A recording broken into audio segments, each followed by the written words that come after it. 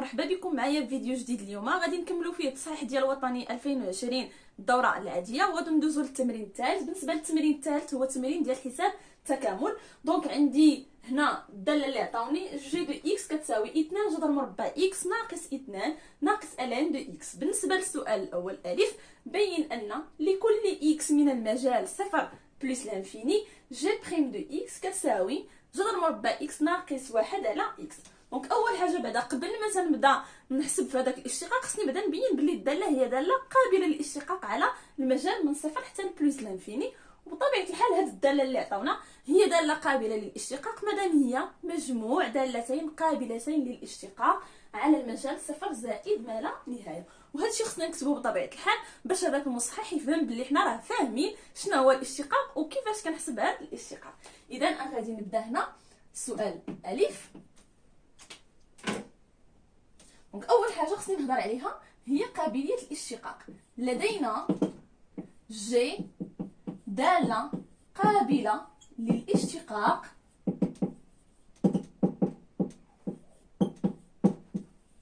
على المجال من صفر حتى لزائد ما لا نهايه. علاش؟ لانها مجموع دالتين قابلتين للاشتقاق على صفر حتى لزائد ما لا نهايه. شكون هما هاد الدالتين؟ هي الداله الاولى 2 جذر اكس ناقص 2، والداله الثانيه هي الالان دو اكس ناقص الالان دو اكس. اذا غادي نحسب جي بريم دو اكس. جي بريم دو اكس شنو كتساوي؟ كتساوي هادشي كامل بريم 2 جذر مربع اكس ناقص 2 ناقص الان دو اكس. هادشي كلشي بريم لكل اكس من المجال صفر حتى لزائد ما لا نهايه. دونك غادي نبدا هاد الاشتقاق. مادام عندي هنايا مجموع ديال دوال قابل للاشتقاق، اذا غادي ندير الاشتقاق لكل وحده. اذا شنو غتعطيني؟ 2 جذر مربع اكس بريم، عندي ناقص 2 هو عدد ثابت، هي داله ثابته، اذا اشتقاقها غيكون كيعطيني صفر. اذا هاد ناقص 2 الاشتقاق ديالها صفر غيمشي، غتبقى لي ناقص الان دو اكس الاشتقاق ديالها. دونك 2 جذر مربع اكس اشتقاقها 2 راها ثابته مضروبه في عدد، اذا كنخرجوا الثابته مضروبه في داله، كنخرجوا الثابته وكنديروا الاشتقاق للداله. اذا غنخرج هنا 2. الاشتقاق ديال جذر مربع دو اكس كيف كنعرفوا هو 1 على 2 جذر مربع دو اكس ناقص الاشتقاق ديال الالان راه هو 1 على اكس. اشتقاق الان هو 1 على اكس. هنا 2 غتمشي مع 2 غيبقى ليا 1 على جذر مربع اكس ناقص 1 على اكس. الو غادي نكملوا هنايا. اشنو غادي تعطيني؟ عندي 1 على جذر مربع اكس ناقص 1 على اكس. هنايا بغيت المقام يكون عندي هو اكس، اذا غنتخلص من هذا جذر مربع اكس اللي عندي في المقام. بطبيعه الحال الا بغيت نتخلص منه اذا خصني نضرب جذر مربع دو اكس. ضربتها في المقام حتى الفوق، خصني نضرب في جذر مربع دو اكس ناقص 1 على اكس. دونك شنو غتعطيني؟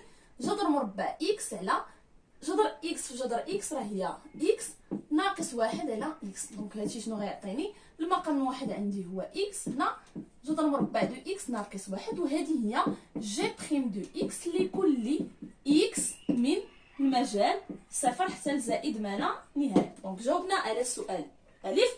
ندوزو للسؤال باء. استنتج ان الداله جي تزايديه على المجال من 1 حتى بلس لانفيني.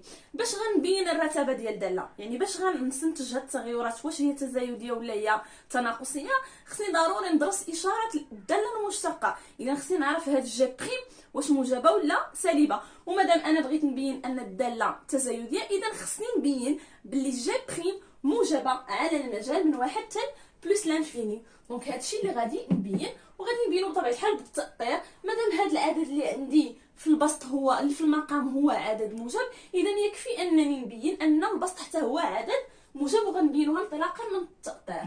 لدينا دونك شنو عندنا؟ لكل اكس ينتمي للمجال من 1 حتى بلس لانفيني اكس كيفاش داير في هذا المجال؟ اكس اكبر او يساوي واحد. دونك إكس أكبر أو يساوي واحد. ومنه إلا درت جذر مربع الأعداد راهم موجبة، ومنه جذر مربع إكس غتكون أكبر من واحد، أي أن جذر مربع إكس ناقص واحد هي أكبر من صفر. دونك جذر مربع إكس ناقص واحد أكبر من صفر. إذا بينا باللي البسط هو أكبر من صفر، المقام كذلك أكبر من صفر، وبالتالي جي بريم دو إكس راه هي أكبر من صفر لكل إكس من المجال. دونك هنا صفر لكل إكس من المجال واحد حتى لزائد ما لا نهاية، من واحد حتى زائد ما لا نهاية. وهذا الشيء كيعطيني أن الدالة جي تزايدية على المجال واحد حتى بلس لانفيني.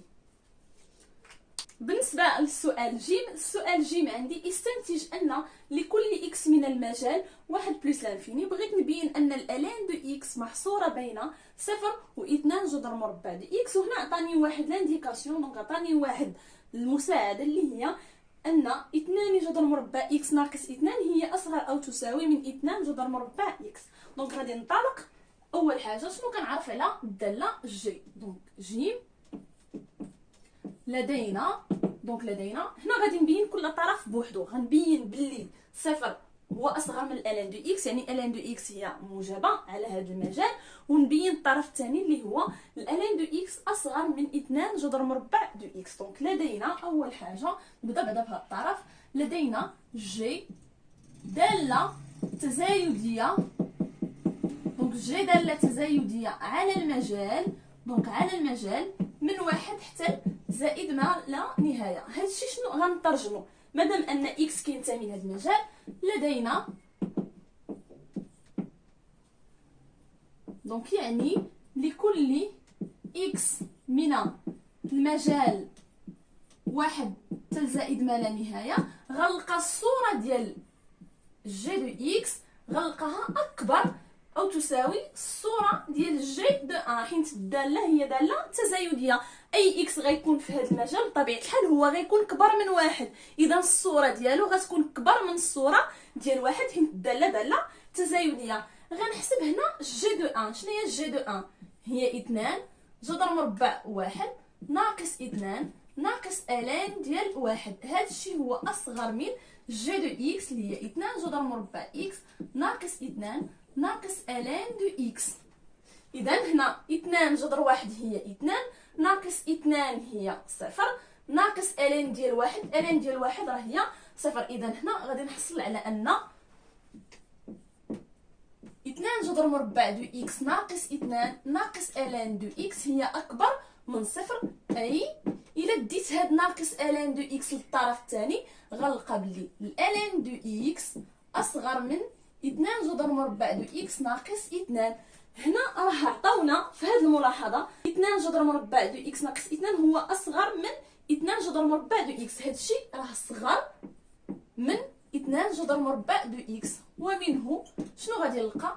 ان الالان دو اكس اصغر من او يساوي 2 جذر مربع دو اكس. دونك هذه القضيه نقدر نفهمها بطريقه اخرى، اللي هي مثلا عندي هنا 6 هي اكبر من 5، 6 راه اصغر من 7، اذا هنا عندي الحق نكتب 5 اصغر من 7. هادشي اللي درنا هنا. عندي الالان دو اكس اصغر من 2 جذر مربع دو اكس ناقص 2، وهذه بدورها اصغر من 2 جذر مربع دو اكس، اذا غتعطيني الان دو اكس اصغر من 2 جذر مربع دو اكس. دونك حنا بينا هذاك الطرف. نمشي دابا باش نبين هاد الطرف الثاني. دونك باش نبين ان الالان دو اكس اكبر من صفر غنبينها انطلاقا من جدول الاشاره ديال الالان. دونك ولدينا جدول الاشاره ديال الالان. دونك الا عطيت هنا جدول الاشاره ديال الالان كيف كنعرفوا راه باديه من 0 حتى بلس لانفيني، مجال مفتوح حتى بلس لانفيني. هنا عندي اكس، هنا عندي الالان دو اكس كتنعدم ليا في واحد. الاشاره ديالها من صفر حتى بلس لانفيني هي اشاره سالبه، والاشاره ديالها من واحد حتى بلس لانفيني هي اشاره موجبه. ومنه الالان دو اكس كيفاش دايره؟ هي اكبر من صفر لكل اكس من المجال واحد حتى بلس لانفيني. دونك نقدر نسمي هاد الريزولطا هي 2 دونك وهاد الريزولطا هي 1. انطلاقا من ولا نستنتج من 1 و 2 أن لكل x من المجال 1 حتى بلس لانفيني أن الألين دو x محصورة بين 0 و 2 جذر مربع دو x. دونك هنا سالينا الإجابة ديال السؤال ج. غنمسح السبورة وندوز للسؤال د. دونك نجاوب على السؤال د اللي هو غادي نلقاوه انطلاقا من هذا من هذا الشيء اللي لقينا في السؤال ج.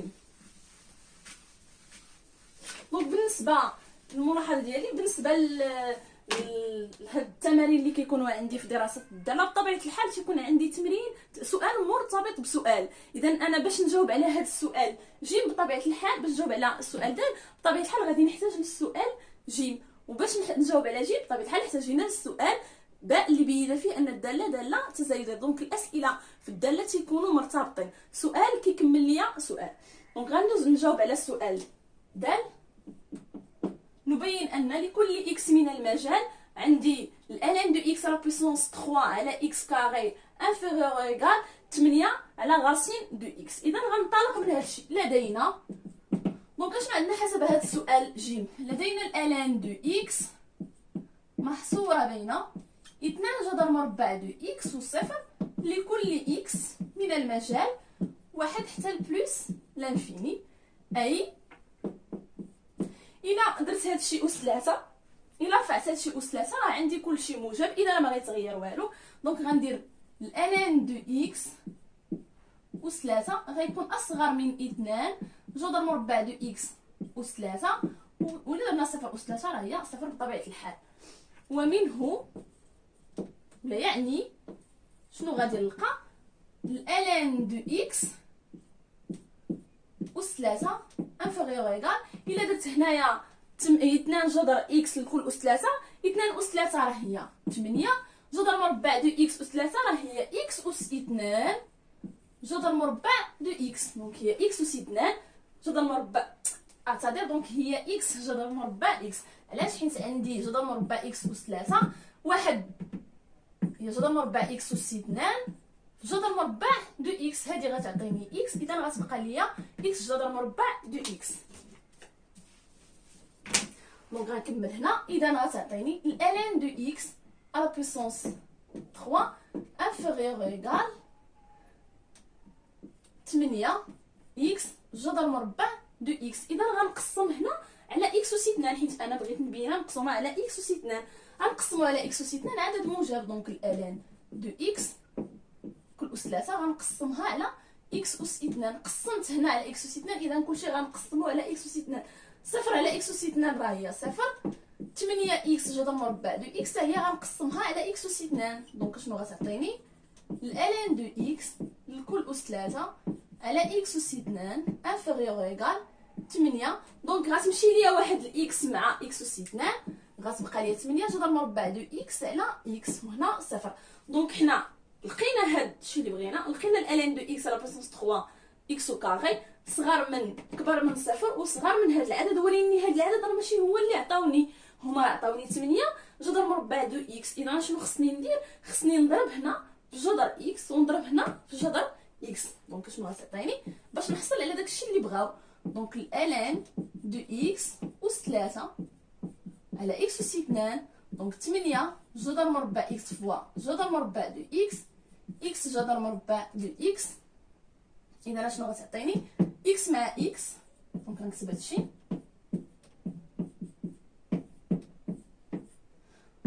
دونك شنو غتعطيني 8 اكس جذر مربع اكس جذر مربع اكس هي اكس على اكس جذر مربع دو اكس. اللي غنختزل واحد اكس مع اكس شنو غيبقى ليا هي الالين دو اكس اس 3 على اكس اس 2. هنا غتبقى ليا 0 وهنا غتبقى ليا 8 على جذر مربع دو اكس. ما نساوش لكل اكس من المجال من 1 حتى لزائد ما لا نهايه، من 1 حتى لزائد ما لا نهايه. دونك هكا غنكونوا حصلنا على الاجابه اللي طلبوا مني. دونك غيبقى ليا غير الاستنتاج كنستنتج النهايه الان دو اكس ليميت كون اكس تون فيغ بلس لانفيني ديال الان دو اكس على بويسونس 3 على اكس كاري. دونك هنا هذاك التأطير اللي حنا بينا قبل في الشق الاول السؤال راه ماشي بيناه غير هكاك، بيناه غير باش يعاونني باش نلقى هاد النهايه انطلاقا من مصادق التقارب ولا تيوريم دو جوندارم. اذا هنا الى لاحظنا ليميت ديال صفر راه هي صفر بطبيعه الحال، ليميت ديال العدد راه هو العدد، دونك ليميت ديال صفر هي صفر. ليميت ديال 8 على جذر مربع اكس كون اكس طون فيغ بلس لانفيني بطبيعه الحال غتعطيني صفر، عدد على لانفيني راه هي صفر. اذا هذه غتمشي لصفر وهذه غتمشي لصفر. اذا هذيك اللي وسط منهم بطبيعه الحال ما عندها فين تمشي من غير صفر، حيت هي محصوره بين جوج الحوايج اللي كيساويو صفر. اذا حتى هي غتكون ايكالا زيرو. دونك هادشي اللي غادي نكتبو باش نجاوبو على السؤال.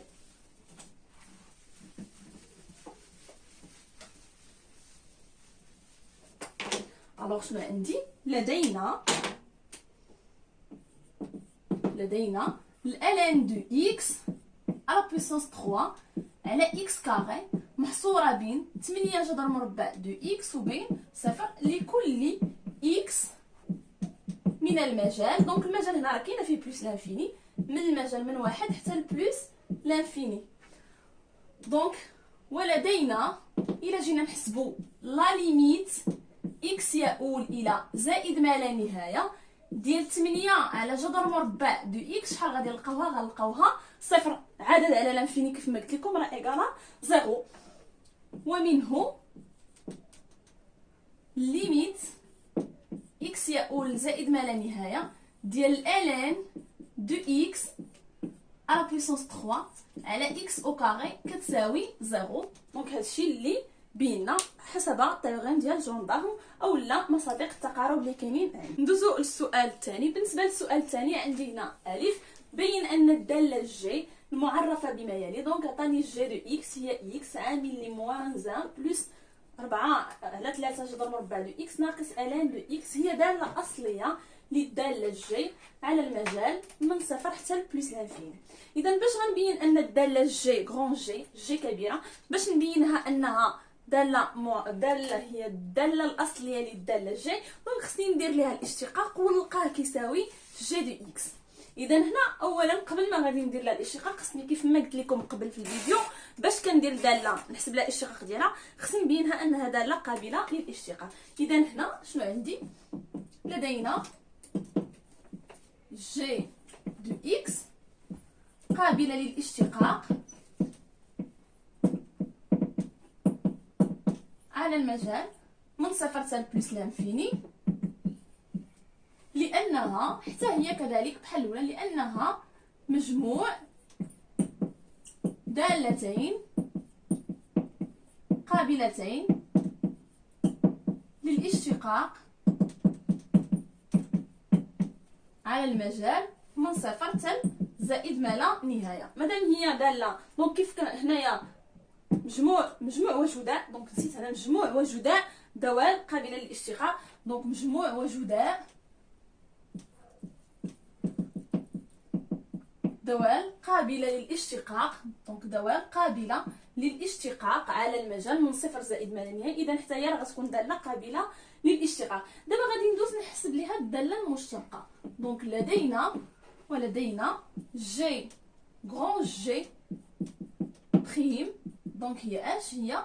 غندير لهذا الشيء بريم، دونك هي اكس عامل لي ناقص واحد زائد 4 على 3 جذر مربع دو اكس ناقص الان دو اكس. هادشي كامل غندير ليه بريم، دونك هادشي كامل غادي ندير ليه بريم. هنا عندي جداء دالتين، دونك الاشتقاق ديال جداء دالتين غنعطيكم هنا تذكير. دونك الا كانت عندي اف فوا جي بغيت ندير ليها بريم راه هي اف بريم فوا جي بلس اف فوا جي بريم. دونك هادشي اللي غادي ندير تساوي الاشتقاق ديال اكس راه هو واحد مضروب في هاد الداله، دونك غتعطيني ناقص واحد زائد 4 على 3 جذر مربع دو اكس ناقص الان دو اكس زائد اكس، دونك الداله اف، دونك زائد اكس مضروبه في الاشتقاق ديال هادشي. دونك الاشتقاق ديال ناقص واحد هو صفر، الاشتقاق ديال 4 جذر مربع دو اكس، دونك 4 على 3 هي ثابته مضروبه في داله، غنخرجوا الثابته وغنديروا الاشتقاق للداله. دونك شنو غتعطيني؟ 4 على 3 اشتقاق جذر مربع دو اكس هي 1 على 2 جذر مربع دو اكس ناقص الاشتقاق ديال الالان راه هي 1 على اكس. دونك هادشي شنو غادي يعطيني؟ شنو كيساوي؟ دونك غادي ننشر هادشي ونحسب ناقص 1 زائد 4 على 3 جذر مربع دو اكس ناقص الان دو اكس، دخلنا زائد هنا غادي ننشر اكس، شنو غتعطيني؟ 4 على 3 اكس. دونك هنا غادي نحاول ان نختزل هاد الربعه مع هاد الجوج، شنو غتعطيني؟ 2 على 3.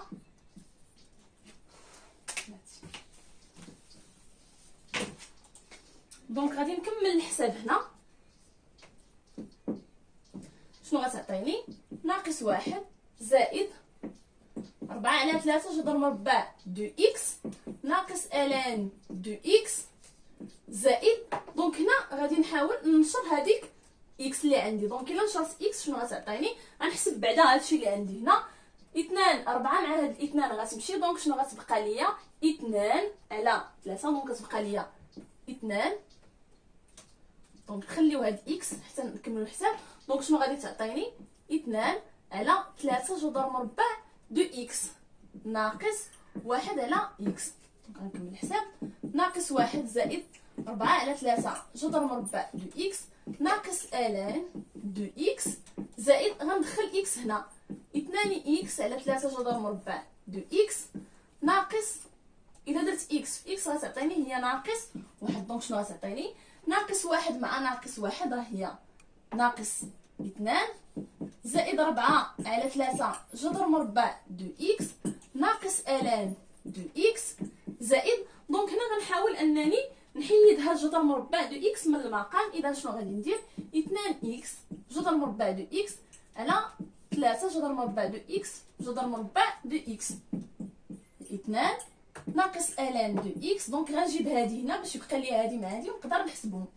دونك زائد 4 على 3 جذر مربع دو اكس زائد، دونك هنا هادي غتعطيني اكس مع هاد اكس غتمشي، دونك شنو غتبقى ليا؟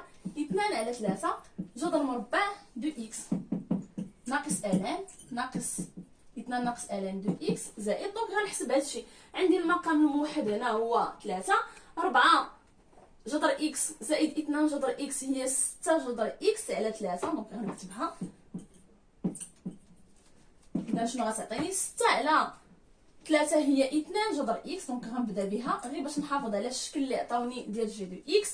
2 جذر مربع دو اكس ناقص 2 ناقص الان دو اكس. هكا نكونوا بينا باللي جي بريم هذه شنو هي؟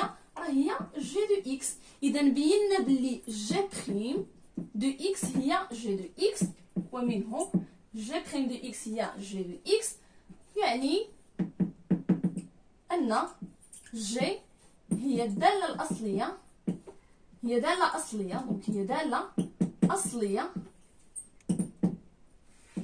للدالة جي على، دونك المجال عندي هنا من صفر حتى زائد ما لا نهاية، دونك من صفر حتى زائد ما لا نهاية. ندوزو للسؤال باء، احسب التكامل لانتغرال من 1 حتى 4 ديال جي دو اكس دي دو اكس. دونك حنا بينا بلي كون جي دو اكس هي داله اصليه للداله جي دو اكس، دونك هنا غادي نستعملها باش نحسب التكامل. دونك السؤال باء، لدينا جي هي داله اصليه للداله جي، ومنه دونك هاد التكامل لانتغرال من 1 حتى ل 4 ديال جي دو اكس دي دو اكس شنو غيكون كيساوي؟ دونك هنا غندير بين معقوفتين جي دو اكس من 1 حتى ل 4، دونك غندير جي دو اكس من 1 حتى ل 4. اذا هنا غادي نعوض هي جي ديال 4 ناقص جي ديال 1، دونك شنو كتساوي؟ غنحسب الجي ديال 4 فين ما كاينه اكس غنعوضها ب 4، شنو غتعطيني؟ هي 4 عامل ناقص 1 زائد 4 على 3 جذر مربع 4 ناقص الان ديال 4. دونك هادشي ناقص جي ديال واحد، دونك هنا واحد غنعوض بواحد، دونك كتعطيني ناقص واحد زائد 4 على 3. جذر مربع ديال واحد راه هي واحد، ناقص الان ديال واحد هي صفر. دونك غنحسب هادشي، نحسبو هنا ايكال 4 عامل لي ناقص واحد زائد، دونك غادي نحسب هنا جذر مربع ديال 4 هي 2 في 4 هي 8 على 3 زائد ولا ناقص الان ديال 4. دونك هنايا ناقص واحد هي زائد واحد ناقص 4 على 3. غنحسب 4 في واحد دونك هي ناقص 4 زائد 8 في 4 غتعطيني هي 32 على 3 ناقص الان ديال 4. دونك 4 راه هي 2 أس 2، دونك هي ناقص 2 الالان ديال 2 زائد واحد ناقص واحد على ناقص 4 على هادشي كيساوي. دونك ناقص 4 زائد واحد هي ناقص 3 زائد 32 على 3 ناقص 2 الالان ديال 2 ناقص 4 على 3. دونك غنحسب 32 ناقص 4 حيت عندهم نفس المقام هو 3. 32 ناقص 4 هي 28، دونك ناقص 3 زائد 28 على 3 ناقص 2 الالان ديال 2. اذا هنا المقام الموحد هو 3، اذا غادي ندير هنا ناقص 9 زائد 28 على 3، دونك ناقص 2 الالان ديال 2. دونك ناقص 9 زائد 28 هي 19 على 3 ناقص 2 الالان ديال 2. دونك هكا غنكونوا سالينا التمرين الثالث، التمرين ديال حساب التكامل. ندوزو للتمرين الرابع في الفيديو المقبل ديال دراسه الداله.